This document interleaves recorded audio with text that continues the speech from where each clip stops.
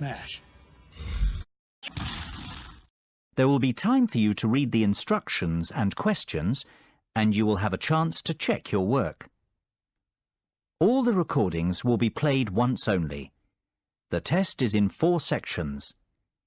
At the end of the test, you will be given 10 minutes to transfer your answers to an answer sheet. Now turn to Section 1. Section 1. You will hear a telephone conversation between a travel agent and a school principal who is organising a school tour for a group of third-year students. First, you have some time to look at questions 1 to 3.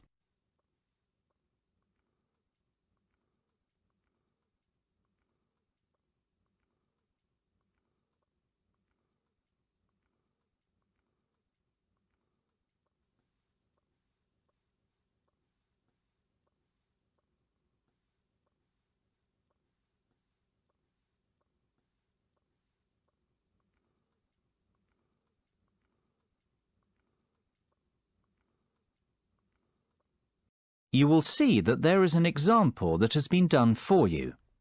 On this occasion only, the conversation relating to this will be played first. Hello, McFadden's Travel. James speaking. How may I help you?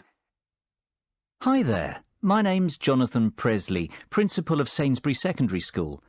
I am calling to ask about your early bird tour offer. I saw it advertised in the Evening Herald yesterday. Certainly, Mr. Presley. What would you like to know? Oh, please. Jonathan will be fine. Of course, Jonathan. How can I help you? Well, the first thing I'd like to know is, how long is your offer valid for? My third-year students are planning a holiday in early April. Will they qualify for the discount? The good news is, our special offer runs until the end of May. Oh dear, March. That's terrible. We've just missed out. On the contrary, Jonathan, it's May, not March. You will qualify for the discount. Oh, fantastic! The offer finishes at the end of May, so the answer is C. Now we shall begin. You should answer the questions as you listen, because you will not hear the recording a second time. Listen carefully and answer questions 1 to 3. Hello, McFadden's Travel. James speaking. How may I help you? Hi there. My name's Jonathan Presley, Principal of Sainsbury Secondary School. I am calling to ask about your early bird tour offer. I saw it advertised in the Evening Herald yesterday. Certainly, Mr. Presley. What would you like to know? Oh, please. Jonathan will be fine. Of course, Jonathan. How can I help you? Well, the first thing I'd like to know is, how long is your offer valid for?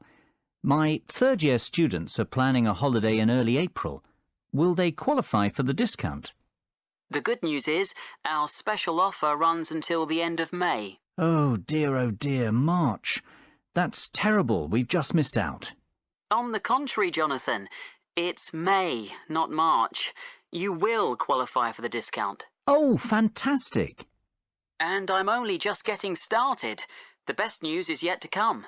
What do you mean? Well, tell me now, how many students are you planning to take on this tour? I expect there'll be about 45 students and 3 teachers accompanying them. Why? Are there any further discounts? There are indeed. We do a 25% discount on groups of up to 40 people.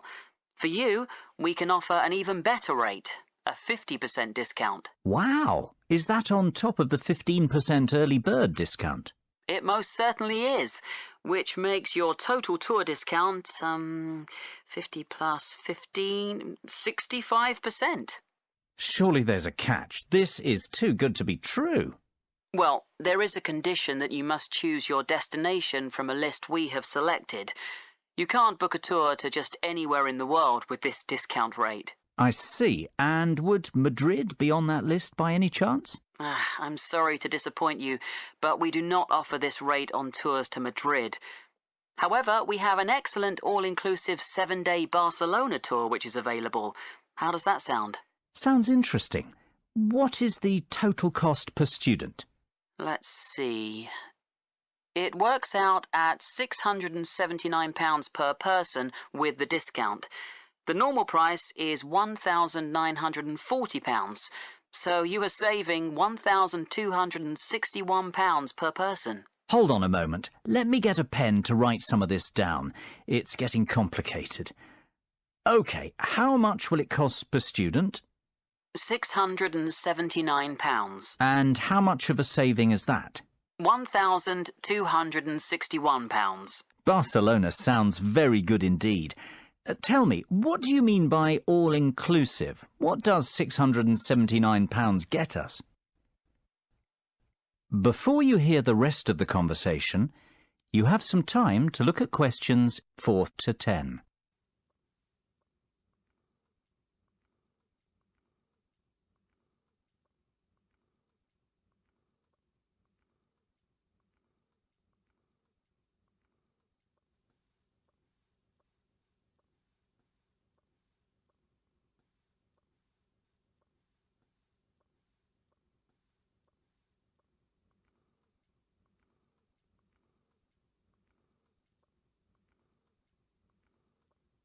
Now listen and answer questions 4 to 10. Well, that price covers flights, 3-star hotel accommodation and extras. James, I must say I'm very glad I called you this morning. This is a fantastic deal. It covers flights, accommodation and what else? Plus airport taxis, breakfast every morning, a city tour and theatre tickets. Great! And what about the teachers? The teachers can travel free of charge with the students. Well, I might just go on this tour myself. I've always fancied a trip to Barcelona. But for the children's sake, of course. Of course. Now, let's get to work on the booking. Exactly when were you planning to leave? The 7th of April, if possible. Yes, that's available. And can you confirm the exact number of students, please? It's either 44 or 45. Let me see. Yes, 45. Exactly 45 students. No, sorry, in fact that's 46. I forgot about Jenny McCarthy. She sent her application in late, so it's not in the same pile as the rest. So that's the 7th of April and 46 students, correct? Yes, perfect. And 3 teachers. Is there a morning flight? Yes, your flight is at 7 a.m. on Monday the 7th of April. Arrive at the airport 2 hours before departure. The flight will take about 2.5 hours and you'll land at 10:30 a.m. local time. How does that sound? Sounds great. Can I give you my email address to confirm the rest of the details? Of course. It's jonathan.presley@sainsbury.com. That's JONATHAN.PRESLEY@SAINSBURY.com. And we'll pay by credit card if possible. That'll be perfect. What's your card number? It's 6676 6654 9743 1251. Expiry date 01 Jan 2015. And the name on the credit card? That's my own, Jonathan Presley. So £679 times 46 students. I'm going to charge £31,234 to your credit card. That's the total cost. Sounds fine. Great. Well, I think that's all we need for now, Jonathan. It's been a pleasure doing business with you. If you have any questions, please don't hesitate to give me a call. We'll be in touch next week to confirm the booking details. OK, and thank you very much for your help, James. Bye for now. Bye-bye, Jonathan. Speak soon. That is the end of section 1. You now have half a minute to check your answers.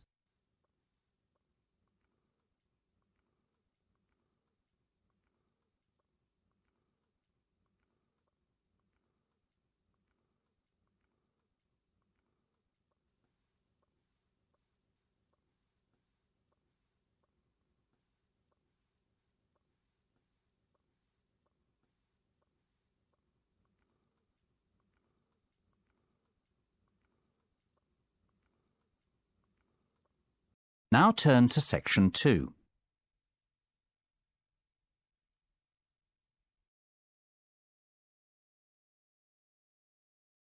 Section 2. You will hear an extract from a talk about the history of motor racing. First, you will have time to look at questions 11 and 12.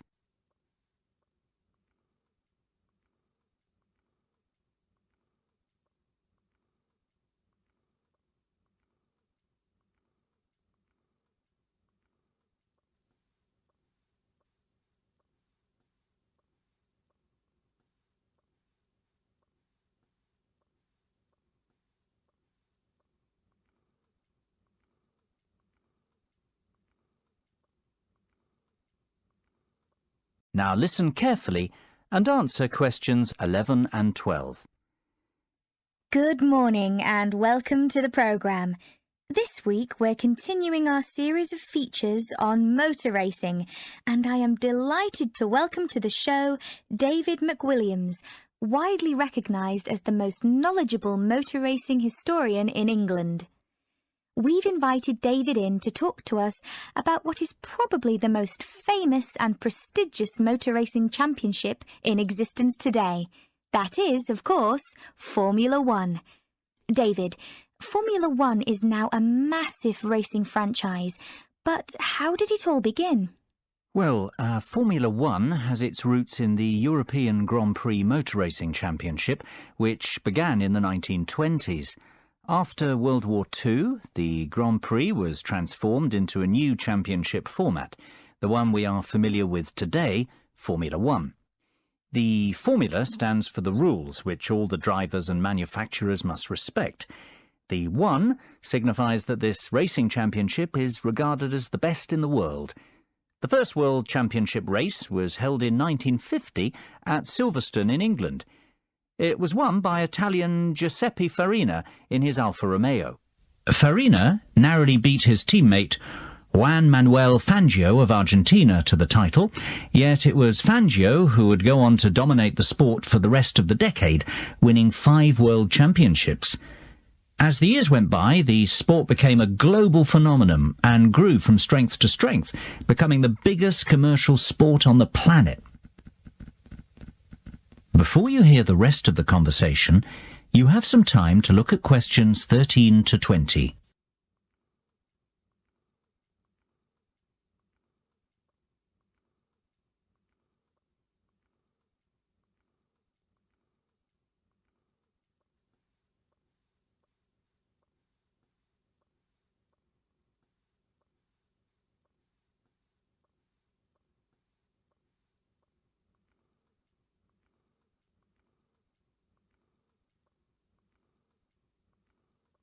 Now listen and answer questions 13 to 20. There's no doubt that Formula One is big business today, David. But what about the real heroes, the great drivers of Formula One, past and present? Who stands out as the best, in your opinion? That's an almost impossible question to answer, but I could narrow it down to 3 or 4 amazing drivers. Take your pick from any one of them. I'll start with the Grand Master of Formula One, the great Fangio, who I've already mentioned. He dominated the sport throughout the 1950s, winning 5 titles in all, his first in 1951, his last in 57, a record that stood for 46 years. Indeed, he was the first multiple championship winner. Fangio was a fiery and spirited Argentinian who never gave up. His greatest moment came in winning the 1957 championship, when he came back from a disastrous pit stop to recover a 30-second deficit and take the championship on the last lap of the last race of the season. That was, of course, to be the last time he'd win the title. Another undoubted great is Brazilian Ayrton Senna. Senna won the world title 3 times, the first being in 1988, the last in 1991.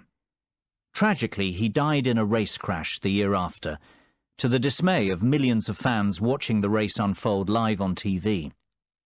Senna was best known for his skills driving in the wet, and he won the Monaco Grand Prix, on what is regarded as the most difficult racecourse in Formula One, more times than any other driver. Perhaps because of this, he is regarded as the most naturally gifted driver to have ever sat behind the wheel. Another very talented driver was Frenchman Alain Prost. Prost won the driver's title 4 times during his career. His first title victory came in 1985 and his last arrived in 1993. Of course, Prost will always be remembered as the driver with the 3rd highest number of championship victories, and perhaps even more for the fact that he was a great rival of Ayrton Senna. Those two had many great battles. Last, but not by any means least, Michael Schumacher is the most recent of these driving greats who deserves a mention. His first title was won in 1994, and he continued to dominate Formula One until he won his last title in 2004. Schumacher holds many driving records, including most drivers' championships, race victories, fastest laps, pole positions, points scored, and most races won in a single season. He is also regarded as the greatest driver on paper, having won 7 world titles. It sounds like Schumacher is in a league of his own. Is he not clearly the best then, David, based on his record? It's not that simple, unfortunately. These drivers all raced in different eras with different cars and under different circumstances. I don't believe we can say one was the out-and-out best, but rather that each was the best of his time. That's praise enough. That is the end of section 2. You now have half a minute to check your answers.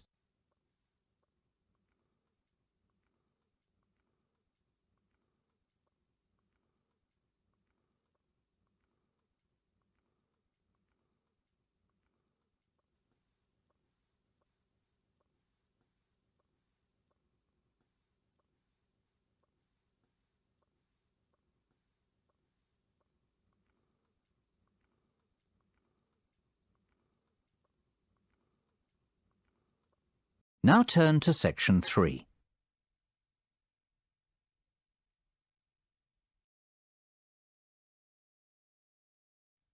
Section 3.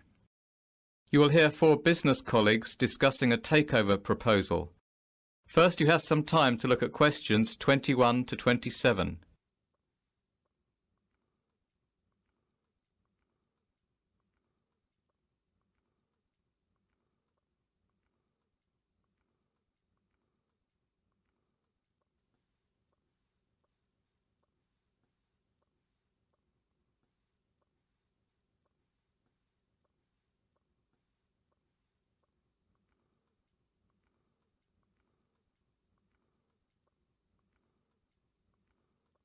Now listen carefully and answer questions 21 to 27.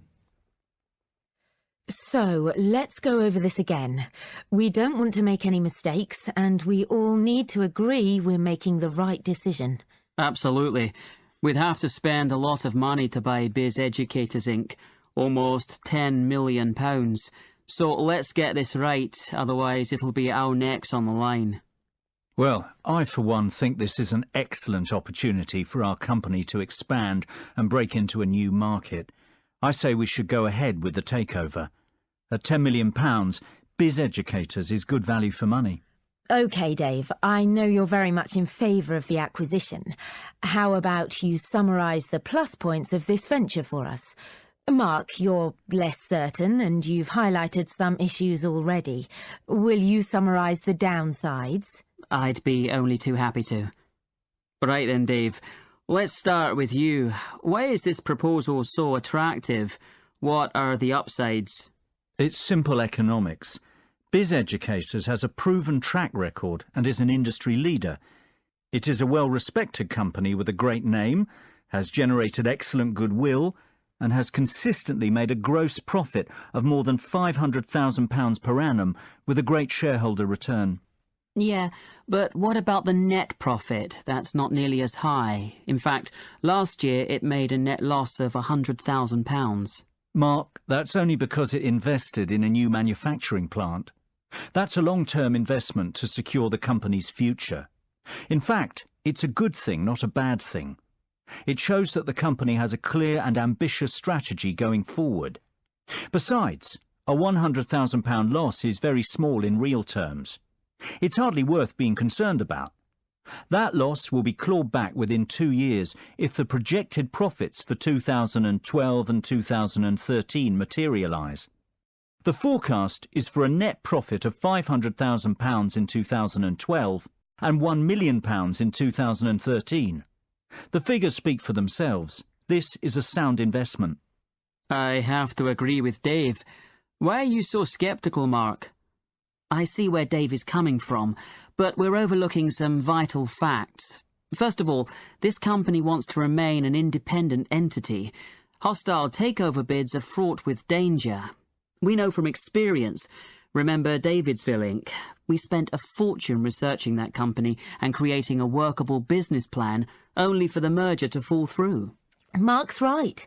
It is always difficult to buy a company that doesn't want to be sold.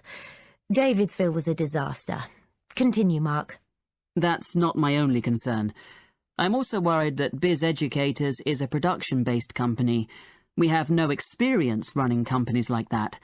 Our market is investment banking and trading. We would have to hire outside managers to run Biz Educators for us. That's going to cost more money. Look, I'm not saying it can't be done. I'm just saying this is a high-risk venture. Plus, there's no synergy. Our business is totally different, so we can't save costs by combining departments. Well, we can certainly see that this decision is not straightforward by any means. Maybe, but we have to come to a conclusion soon. It's almost 5 o'clock. What's the hurry? Can't we postpone our decision and discuss the takeover proposal again tomorrow? Mark, have you forgotten that we have to have our conclusions ready for tomorrow's board meeting? That's when the official decision will be made. Before you hear the rest of the conversation, you have some time to look at questions 28 to 30.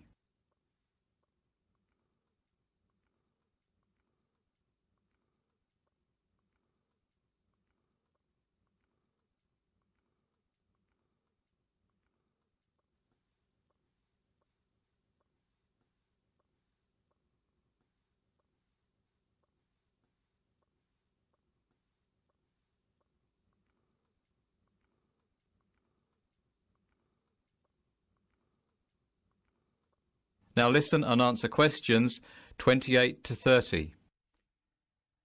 Goodness, it almost slipped my mind. Well, we'd best move on. Mary, John, you were uncertain before. Now that you listened to the pros and cons of the proposal, what do you think? I think it's a great opportunity for our business. Biz Educators is definitely profitable, and it is a business on the up. It's growing and is a very attractive takeover proposition for that reason. No one doubts that it's a very successful business, but the question is, should we invest? I say we should, provided we can guarantee the following. First of all, I would like assurances that the management of Biz Educators won't oppose us outright. That would make the bid too difficult. Secondly, I think we need to ask an independent mediator to broker the deal on our behalf. Last time we tried to negotiate our own takeover. It was a disaster, as Mark said. I agree, Mary. I'd also like us to carry out another audit of the company's books. In fairness, John, I don't think that's necessary. We've done a thorough audit already. It'll just cost more money. We must keep the deal secret until it goes through, though. If this gets leaked to the press, Biz Educators won't be happy. That will make the management even more hostile towards us. Good point, agreed. I don't think we need to be concerned about projected profit margins, goodwill or accounting issues. Biz Educators has kept very up-to-date account books. Great. Then we're all agreed.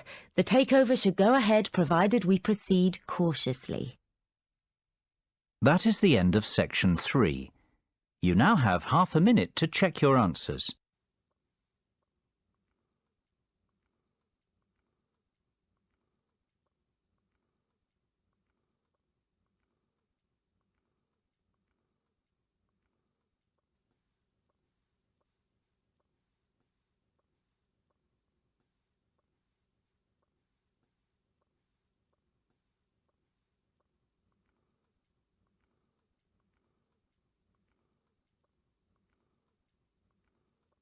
Now turn to section 4.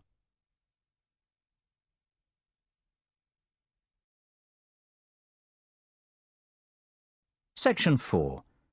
You will hear part of a lecture about conserving energy. First, you have some time to look at questions 31 to 40.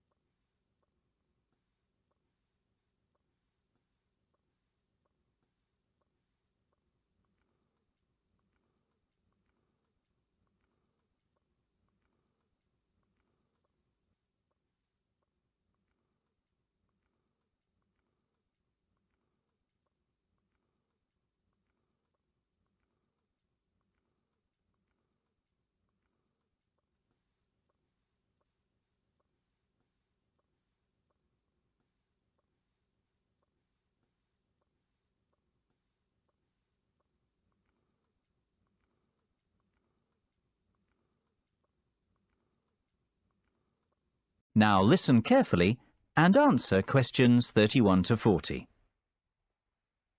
I'd like you to give a warm welcome to our guest speaker today, Dr. Sophia Martin from the Faculty of Science.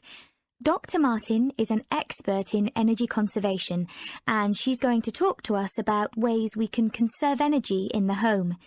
This is a very important subject, as the world we live in is facing dramatic and potentially destructive climate change as a result of our excessive wastefulness and aggressive exploitation of natural resources.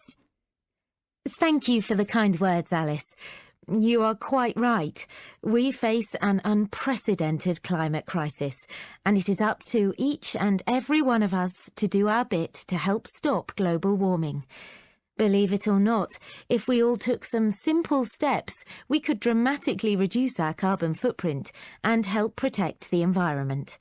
It is not a cliché. It is not silly nonsense talk. One person really can make a difference, and I hope that after my speech today, you will understand how. But first, what exactly is your carbon footprint? Basically, it's how much you pollute the environment as an individual, or rather what volume of greenhouse gas is emitted into the atmosphere because of your day-to-day activities. The key to stopping global warming is for each of us to reduce our carbon footprint. And if we conserve energy in the home, we can achieve some truly dramatic results. Our homes are actually very inefficient from an energy conservation perspective. Indeed, more than 65% of all homes aren't insulated enough.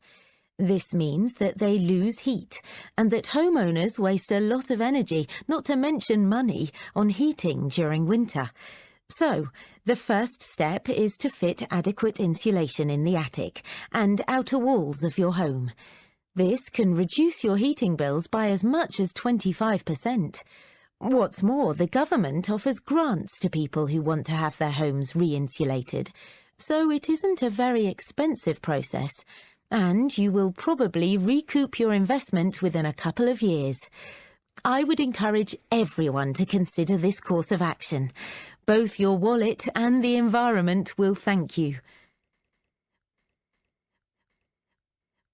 Believe it or not, there are even simpler things we can do.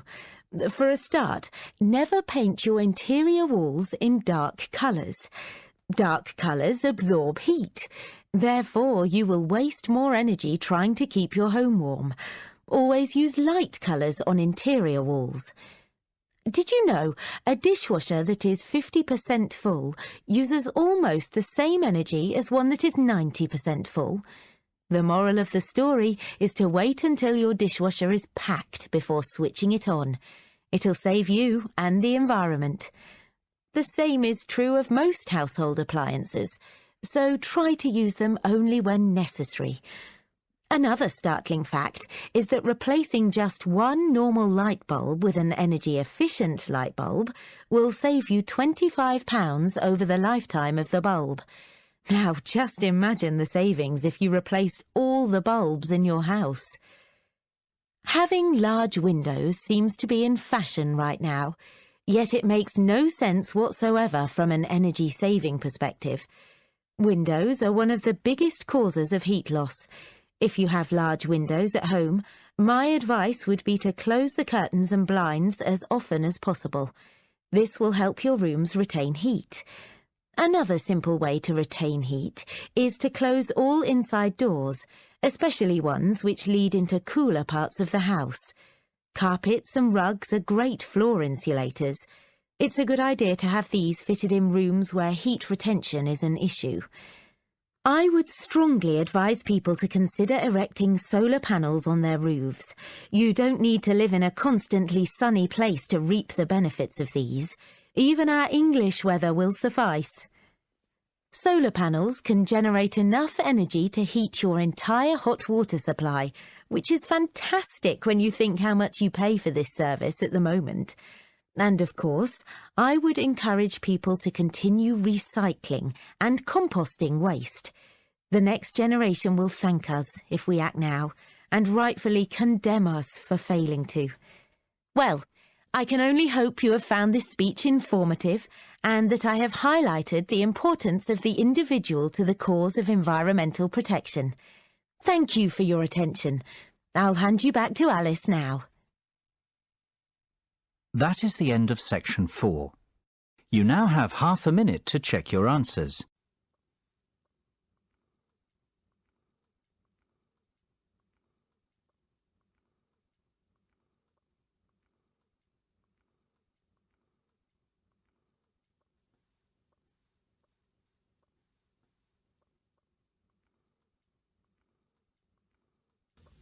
That is the end of the listening test. In the Ielts test, you would now have 10 minutes to transfer your answers to the listening answer sheet.